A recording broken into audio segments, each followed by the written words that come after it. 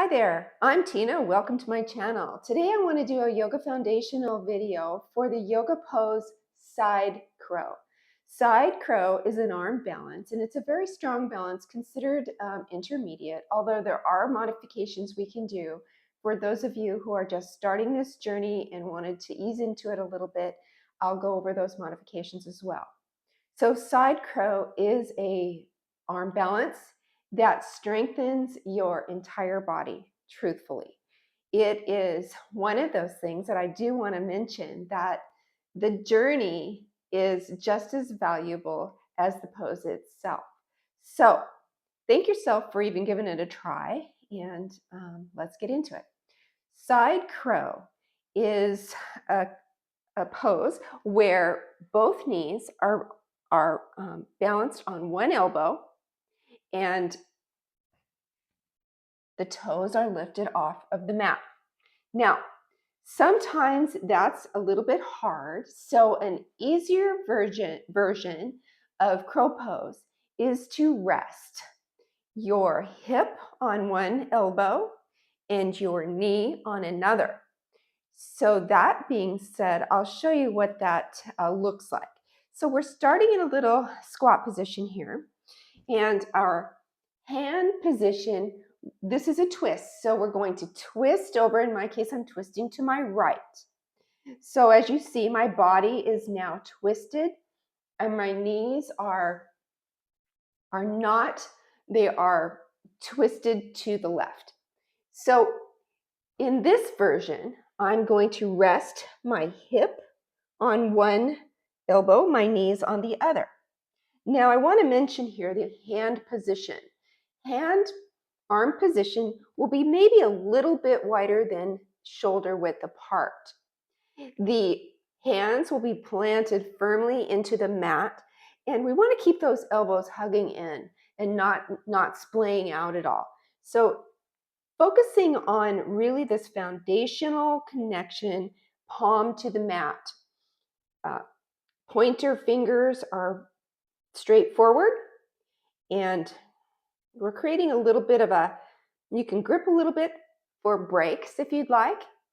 So for this beginner pose, beginner side crow, one hip is on one elbow, the knees are on the other. Now, this is a center of gravity. So you're not going to be struggling brute strength to lift those feet up. The idea is that you are finding your gravity, your center of gravity here, by counterbalancing your legs with your chest, your head. So sometimes that's a little frightening for a face plant fear. And if that's happening, you can place some pillows or a blanket in front of you if that helps. So finding a counterbalance is key. So beginner crow, hip is on the elbow, knees are on the other. We're going to lean forward enough so that our feet begin to float, not brute strength pulling them up. We're letting gravity work here for us.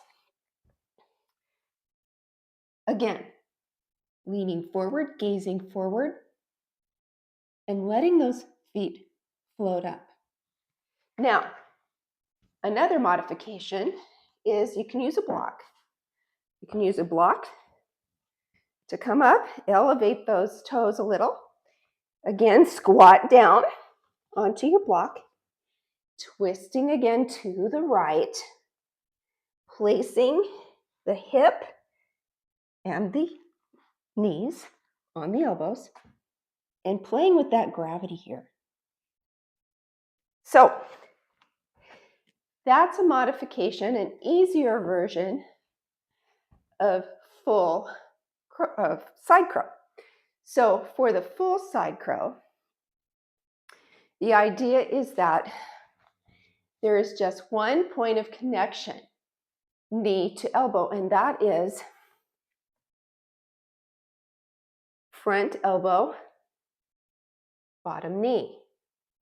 The knees will be hugging together. Thighs are hugging together as though they're just glued together, one unit.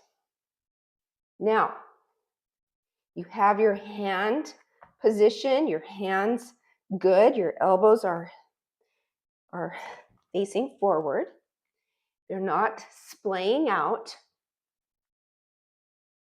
Knees are resting on the elbow, and you're gazing forward, creating a counterbalance here for your legs to lift up.